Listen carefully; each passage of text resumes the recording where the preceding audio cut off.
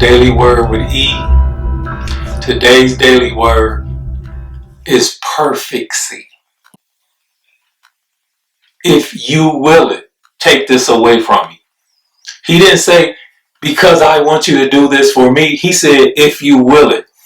And that's part of the thing that makes Jesus, one of many things that makes him so great and wonderful, is he asks for things, but it's always in accordance to God's will. Don't forget, Satan promised him the world. So just look at it like he could have did the manly or worldly thing and just said, okay, I'll give it up for having the world. Remember, he was offered the world. He was tempted and he said, thou shalt not tempt the Lord thy God. Hey, if you do this, don't forget, God said the angels will be there for you to catch you, that you won't get hurt. Everything he tried to do. And Jesus refuted all those things. Perfectsy.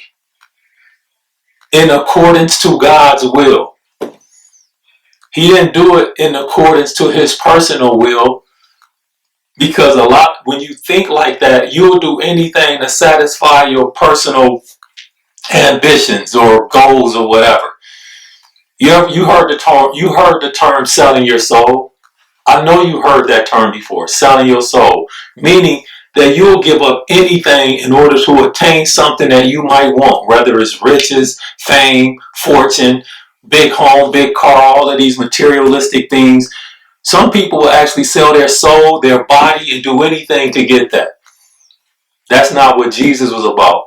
Jesus always preferenced things in accordance to Father's will, in accordance to God's will.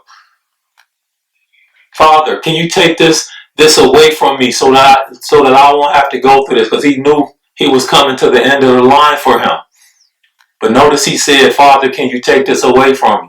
And then if you read the following passages after that verse in the Gospels, it says, if you will. And there's a lot of lessons to be learned through Jesus. That's why I always say he was a perfect example of how we all should be. Love your brothers and sisters unconditionally. If you're in a position to help someone in need, the poor, the elderly, the widows, the orphans, you help them. You don't ignore them. You help them as best you can. Orphans. You got a lot of kids that's in foster homes and things like that. Those foster children are orphans a lot of times. And when somebody allows for them to go into their home and take care of them, that's a blessing. That's a major blessing. You actually took somebody into your home and took care of them. That's a great blessing. The widows. You do the same thing when somebody goes through something. Say you have a married couple, one of them died, and all of a sudden when that happens, a lot of times it disrupts the family situation. A lot of times families, they buy homes and they do things in tandem, and it takes both incomes and everything to maintain their livelihood. Guess what? One of them get taken away. Now that big burden is put on one person. That's a widow. Help them out. Help those in need. They need assistance. Whether it's they need emotional assistance, it could be financial assistance, or it could just be they need somebody to talk to be around, to comfort. These are all things that Jesus did. He'll help with the sick. Okay? Jesus healed the sick. Jesus had the ability to heal the sick. Here's our ability when somebody's sick. You be there for them. You get whatever they need, or you assist in getting whatever they need to help them overcome a health problem. You might not have that particular anointing to heal like Jesus had, but you do have the ability to get the services, because God bless these. There's a lot of doctors and people out there that's great with their hands to be able to help those in need and in sickness.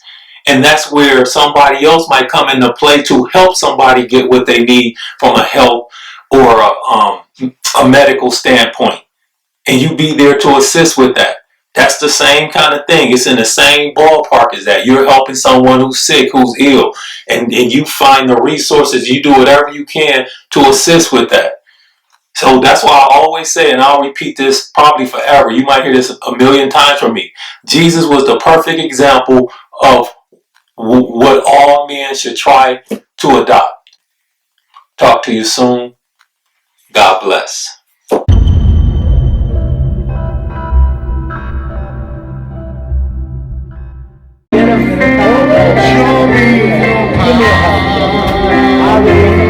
You're not only a soldier, you're a soldier.